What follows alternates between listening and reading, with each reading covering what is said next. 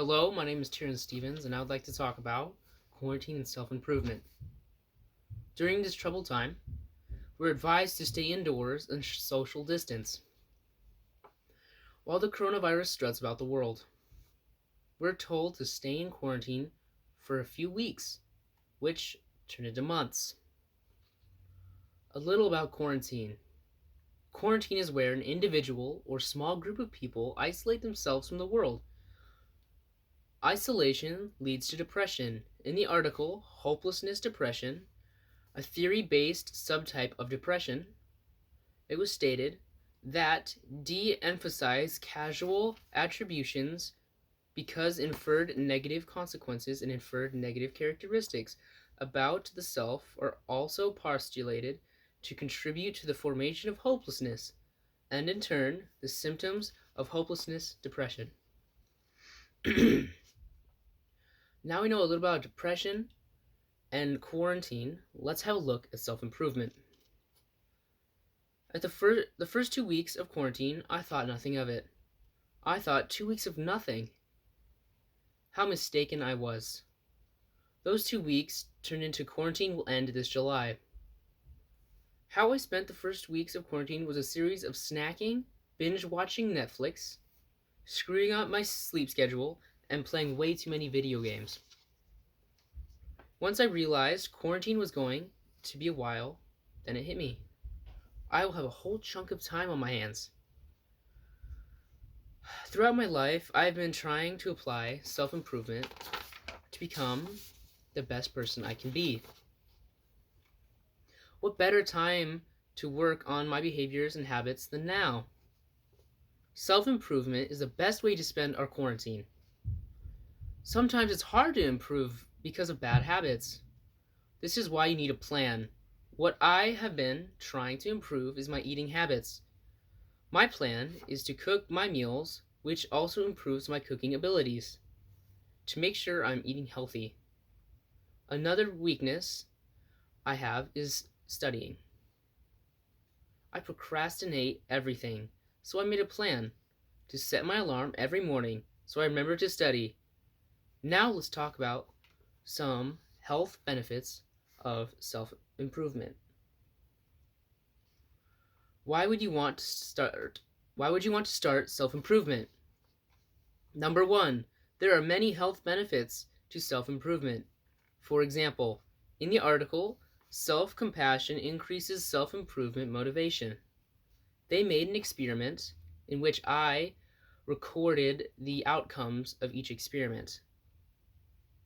The participants in a self-compassion condition compared to a self-esteem control condition, and neither had intervention or positive distraction control condition.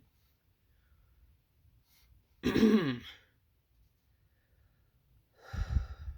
self-compassion condition people reported greater motivation to make amends and avoid repeating recent moral transgression.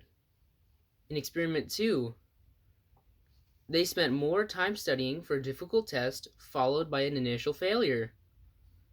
Experiment 3, they exhibited a preference for upward social comparison after reflecting on personal weakness. And in experiment 4, they reported greater motivation to change the weakness and reported greater motivation.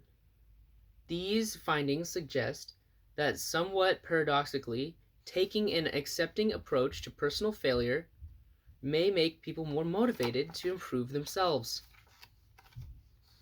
Some other health benefits I found were higher self-esteem, improved behavior, and happier relationships.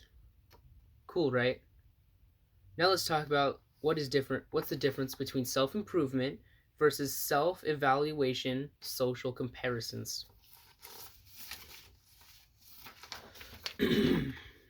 Sylvia Knobloch Westwicker stated, much research has demonstrated negative impacts of idolized body imagery exposure on body satisfaction. Yet paradoxically, media with imagery attract mass audiences. This can affect the people these images apply to. For example, some people think women need to uphold a certain bodily image. There was a study done in this article that was fascinating. For 5 days, thin ideal messages were shown to 51 women. Self evaluation and self improvement, social comparisons, as well as satisfaction were measured every day. A positive change in body satisfaction appeared. Greater self improvement, social comparisons increased this change.